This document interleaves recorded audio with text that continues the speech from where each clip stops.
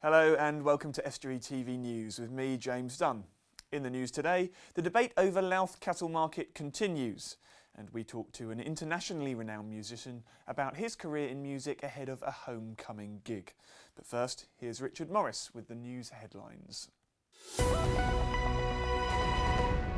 Hello, in the headlines today, Tata Steelworks in Scunthorpe looks set to close under a potential sale, and an auctioneers in Louth held a large auction of Lincolnshire goods. North East Lincolnshire Council could start charging for pre-planning applications in the area.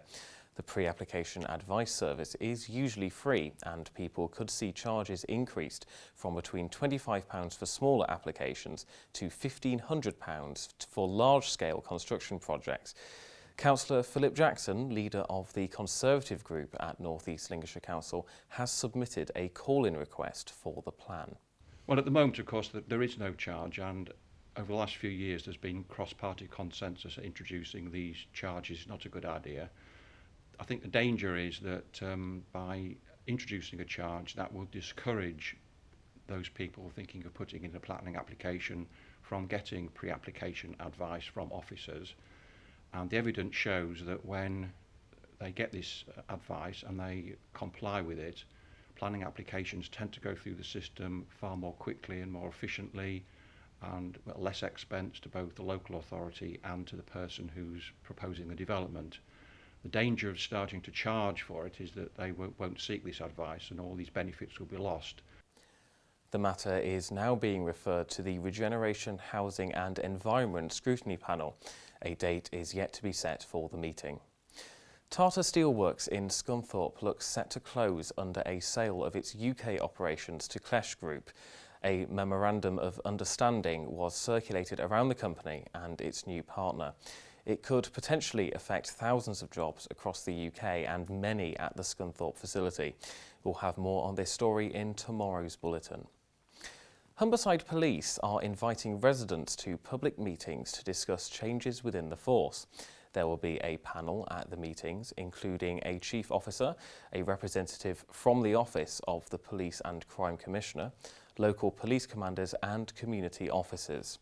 The meetings will start next week and will discuss the changes to the force. They'll take place in Hull, Scunthorpe, Goole, Grimsby, Beverley and Bridlington. More information can be found on the Humberside Police website. Lincolnshire Police are reminding people to not leave valuables in their cars.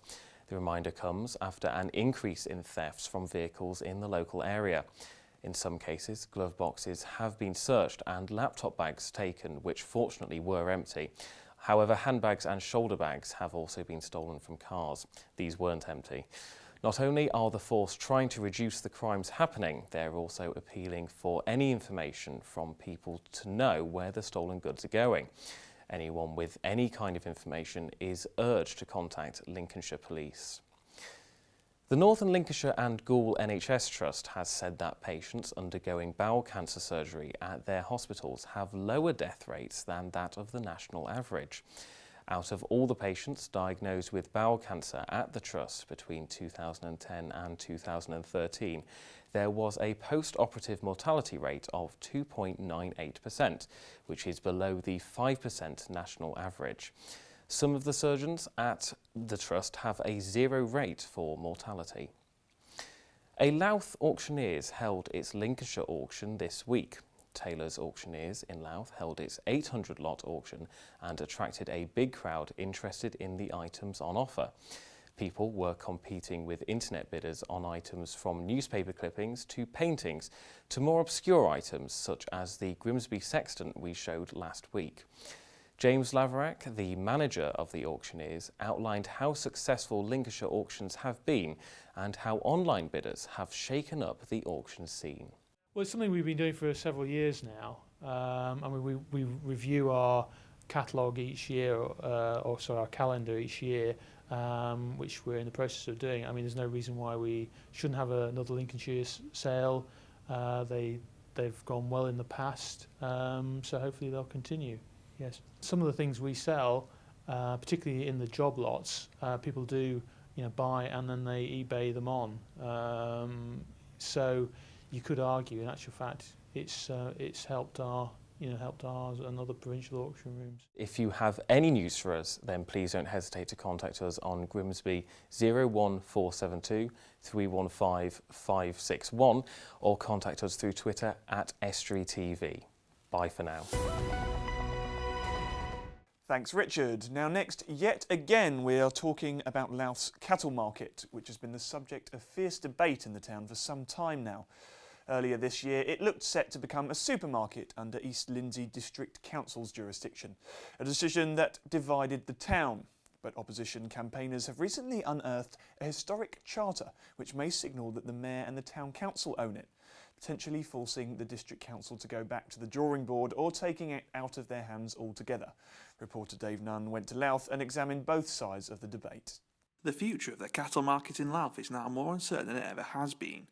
Plans for the site to be relocated to an industrial estate are in jeopardy after the discovery of a historical charter relating to the site. The twist in the tale really is that the 1848 Act, which we're now looking into, could mean that the actual ownership of the cattle market doesn't lie with East Lindsey. It could actually lie with the Mayor of Louth and ultimately the Town Council. In respect to the East Lindsey District Council, it would mean that what they're actually doing now has been a complete and utter waste of time and public money.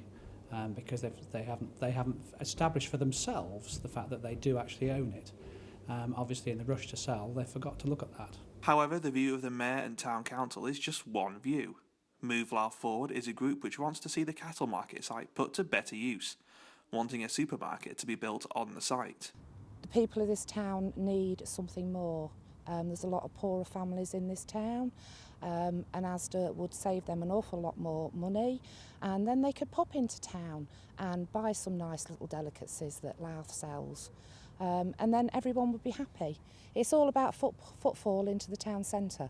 We need footfall, else there is not going to be a Louth.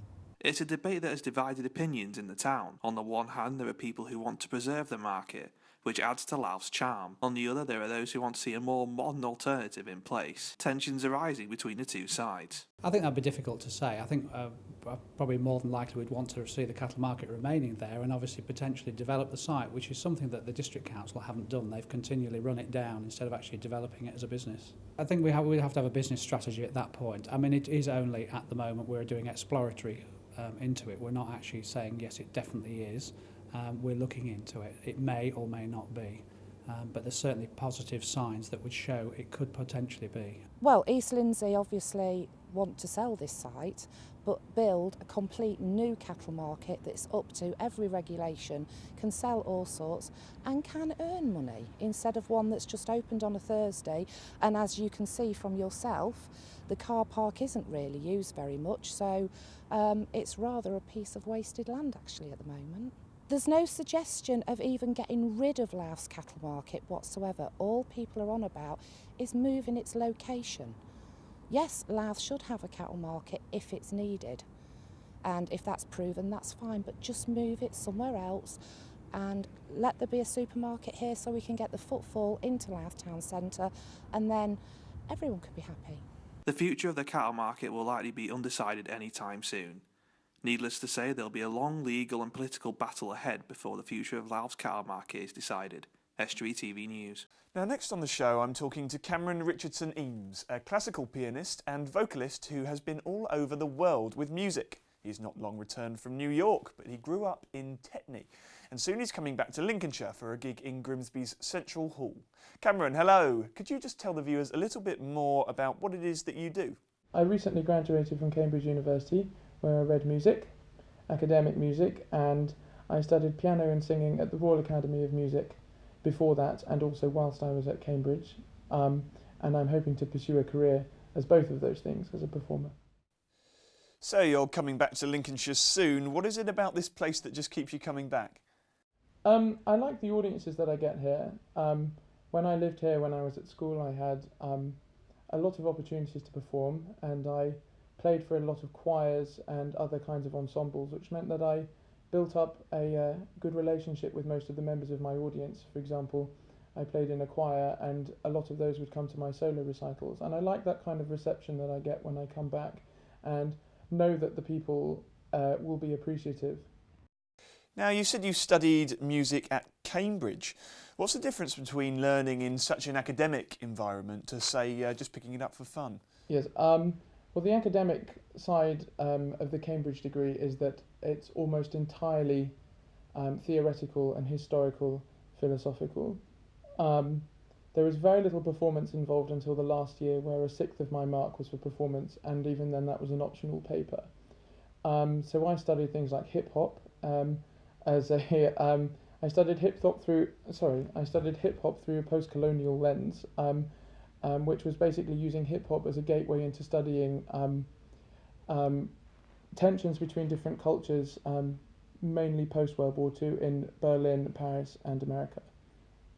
But I also studied at the Royal Academy of Music, where I did practical piano, and the course that they offer there is, I wasn't there as a full-time student, I just did my piano lessons there, and the course they offer there is very much performance-based, and the academic side is less intense than it is at Cambridge. And how did your studies add to how it is you perform?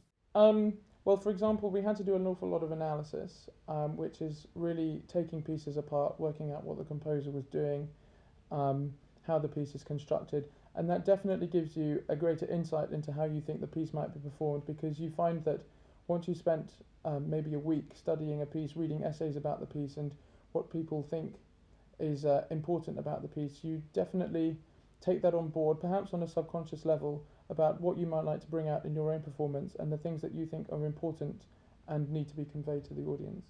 So, Cameron, tell me a bit about what it is that you've got coming up. I have, yes.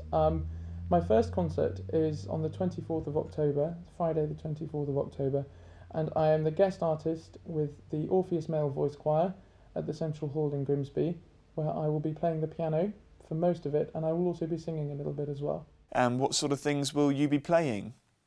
One of the big pieces that I'm going to be playing is a piece by Liszt called the Dante Sonata, which is extremely difficult. It lasts about 20 minutes, and it's a very, very exciting piece, hugely emotional. Alongside that, I'm going to be playing a piece called Islame by Balakirev, which was written in 1867, and at the time was reputed to be the most technically difficult piece written for the piano. And it's supposed to be that was the reason why he wrote it, to try and see what could be done technically. And I shall also be playing a nocturne by Fauré, which is much quieter, kind of providing some kind of respite in between those two huge works. And then in the second half of the programme, I will be showcasing another interest of mine, which is singing from the piano, and I will be singing songs from music theatre, and I will be performing some songs by Tom Lehrer, which are funny songs. Unfortunately, you may have heard that Central Hall is at risk of closure. What do you think about that, Cameron? A huge loss for the town and for the cultural life of the town, because I can't really think of a comparable performance space. I mean, obviously the auditorium is much bigger, and it doesn't have the same sort of acoustic setup, which means that the repertoire that they perform is obviously very different. I have a lot of very fond memories of the hall from when I was playing in youth orchestras and things when I was younger, particularly the last night of the Proms concert. And what worries me is that people who may wish to follow in the same footsteps as I did as a musician won't have those kinds of formative experiences when they're still at school. And what is it that makes that venue so special? I think it's the perfect size for the town. It was very good size for the orchestra, and one of the best features about the hall was actually the acoustics in there. So you can stand up and sing or play, and you feel that you can reach every seat in the house without really having to try. I could play very quietly on the piano and feel that there was a clarity in the hall. Well, I'm afraid that's all we've got time for, Cameron, but thank you very much for joining me today. And that's not just the end of the interview, it's the end of the show. Don't forget that if you've got anything that you want to share with us, get in touch via social media, that's Facebook or Twitter. Call us on Grimsby 31553, or you can email us on news@estuary.tv. Until next time, bye for now.